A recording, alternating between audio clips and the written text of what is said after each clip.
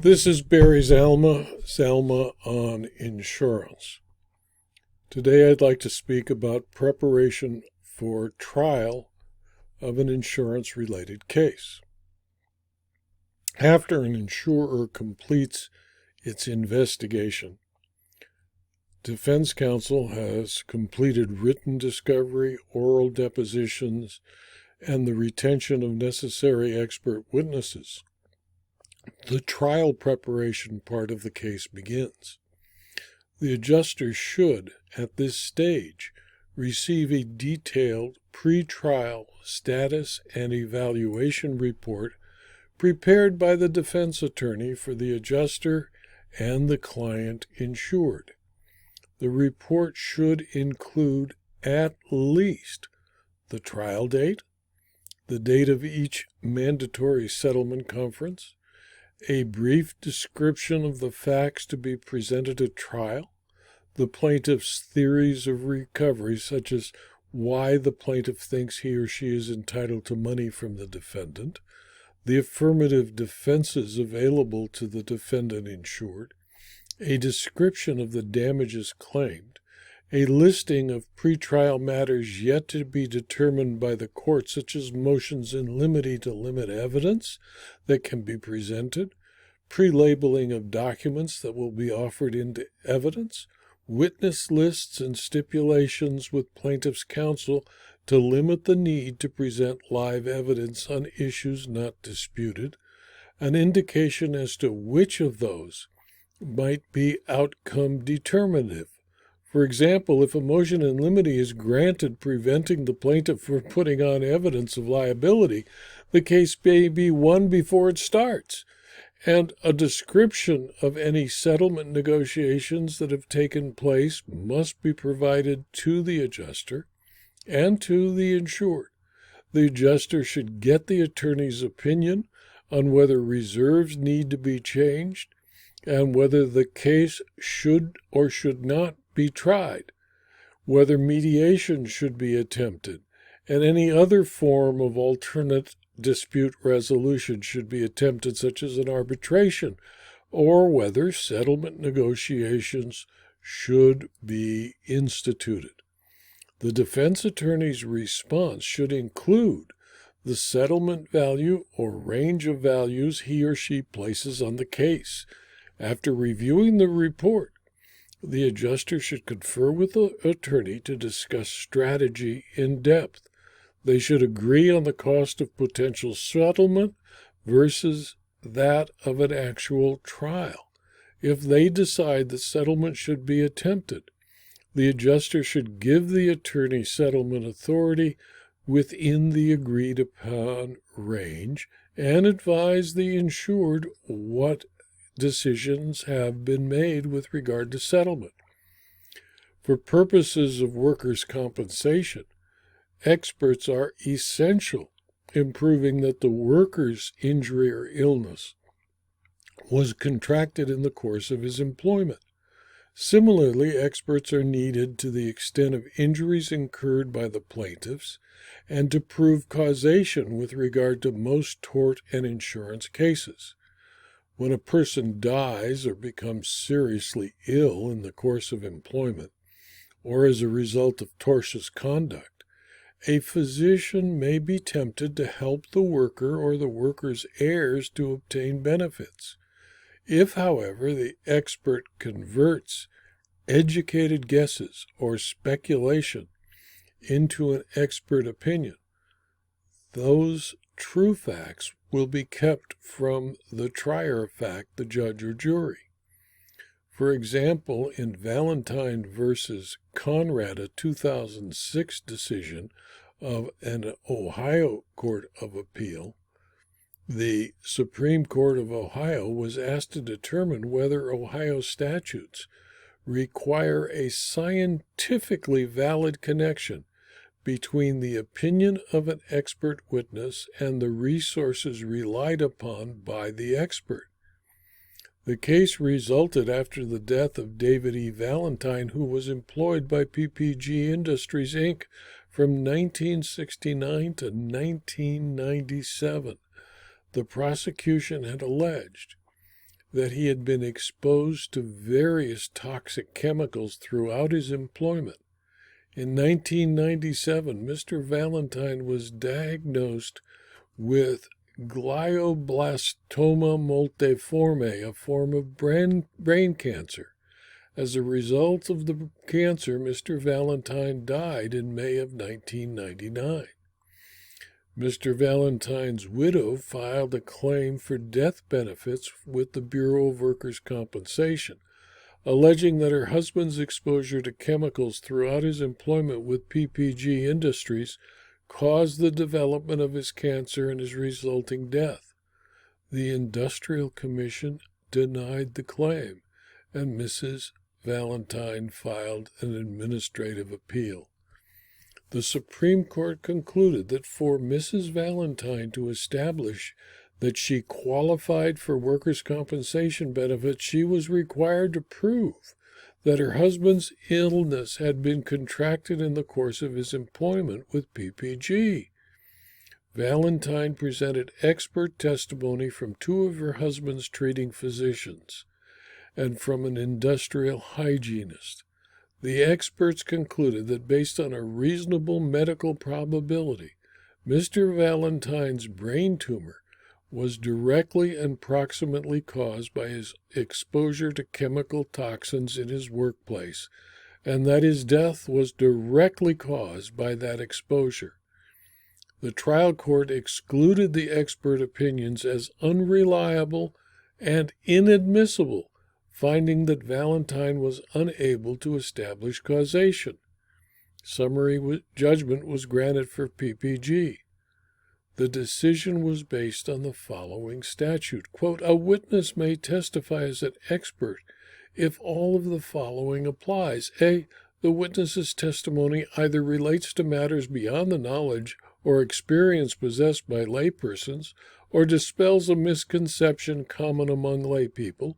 B, the witness is qualified as an expert by specialized knowledge, skill, experience, training, or education regarding the subject matter of the testimony. And C, the witness's testimony is based on reliable scientific, technical, or other specialized information. The qualification and reliability requirements of the rule are distinct because even a qualified expert is capable of rendering scientifically unreliable testimony. It is imperative for a trial court, as gatekeeper, to examine the principles and methodology that underlie an expert's opinion. Ohio and federal rules require that the trial judge must assess whether any and all scientific testimony or evidence admitted is not only relevant but also reliable. It is that determination that ensures that the testimony will be helpful to the trier of fact. The court noted that the experts relied heavily on differential diagnosis to reach their conclusions. Differential diagnosis describes the process of isolating the cause of a patient's symptoms through the systematic elimination of potential causes. Although differential diagnosis is a standard scientific method for determining causation, its use is appropriate only when considering potential causes that are scientifically known. In contrast, Mrs. Valentine's experts were unable to establish that any of the chemicals to which Mr. Valentine was exposed are capable of causing glioblastoma multiforme, and concluded, therefore, that the differential diagnosis was not a reliable method for determining legal causation in that case. Expert opinion based on unscientific principles and methodology is unhelpful to the trier of fact and has no place in courts of law. Accordingly, the trial court did not abuse its discretion when it excluded the expert testimony proffered by Valentine. Affirming the trial court, the Supreme Court of Ohio concluded that although the experts proffered by Mrs. Valentine were highly qualified, their experience alone did not establish the reliability of their opinions as applied to the facts of the case. The court concluded that speculations on medical causality, however plausible, are a perilous basis for inferring causality. In August of 2009, the 10th Circuit decided North American Specialty Insurance Company versus Brit Bulk Insurance Agency. After North American Specialty Insurance Company settled an underlying bad faith claim brought by one of its insureds, it sued its general and limited insurance agents for negligence and breach of contract, claiming their poor claims handling forced it to settle the bad faith suit. One of the issues on appeal was whether the district court properly excluded expert testimony regarding whether the claims handling met insurance industry standards. The United States District Court for the Eastern District of Oklahoma excluded all expert testimony proffered by the plaintiff, and the defendants, ruling that expert testimony would not assist the jury and that the jury was perfectly capable of resolving the issues in the case without expert testimony. The 10th Circuit Court of Appeals reviewed the district court's decision to exclude the expert testimony using an abuse of discretion standard. The Court of Appeals reviewed the two-part Daubert test for admission of expert testimony under Federal Rule of Evidence 702 to determine whether the proffered expert testimony was reliable and whether it would be helpful to the jury. The Court of Appeals determined that the second prong, whether the proffered expert testimony would be helpful to the jury, was not met, and concluded that a jury could determine whether the general and limited agent's conduct was negligent and or breached any contract without expert testimony. Therefore, an insurance defense counsel and an adjuster who hires an expert must be certain that the expert's testimony will be useful to the trier of fact in determining the issues raised by the trial. While preparing for trial, the adjuster and defense counsel must consider conflicts of interest, since the interests of the insured and the insurer do not always agree. The insured often wants to vindicate him or herself or his or her product, while the insurer only wants to defend the case and reach a resolution that is mutually economically beneficial. Product liability, medical malpractice, attorney malpractice, and insurance agent malpractice are areas in which this type of conflict appears.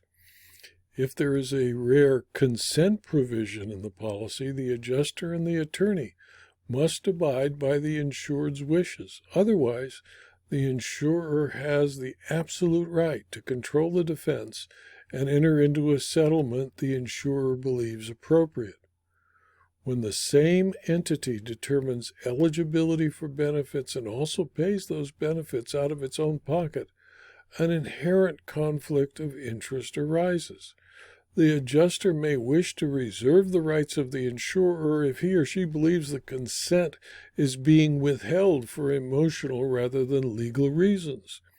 The adjuster and the insured should be aware that the duty of good faith and fair dealing applies equally to both the insured and the insurer, and insured with the right of consent can breach the covenant of good faith and fair dealing by withholding consent to settle when liability and damages are clear. In so doing, depending on the court, the insured may be compelled to pay the difference between the proposed settlement and the actual trial verdict, if not the entire trial verdict. Similarly, settling against the wishes of the insured can be construed as a breach of the covenant of good faith and fair dealing if it harms or prejudices the rights of the insured. In almost all other third-party policies, the insurer has the right to control the settlement. That right must be exercised with caution, however. The insurer must not, by settlement, deprive the insured of other rights the insured may have against the claimant. It is imperative, therefore, that the defense attorney and the adjuster both recognize that where the interests of the insurer and the insured conflict in a suit on a liability policy, the attorney's duty is to the insured, not to the insurance company that's paying his fees. The attorney and the adjuster must be careful that the attorney does not become the insurer's agent on any issues that relate to coverage. The insurer may, if it ignores this conflict, find itself paying extra contractual damages, and counsel may be surprised to become a defendant in the same suit. This video was adapted from my book, Zelma on Insurance Claims Part 108, Second Edition, which is available as both a Kindle book and as a paperback from Amazon.com. If you found this video to be useful to you or your colleagues, please pass it on. It's free. And please also subscribe to my Rumble channel, my YouTube channel, my blog, and to my Substack file so that you can be advised of future videos and future blog postings. Thank you for your attention.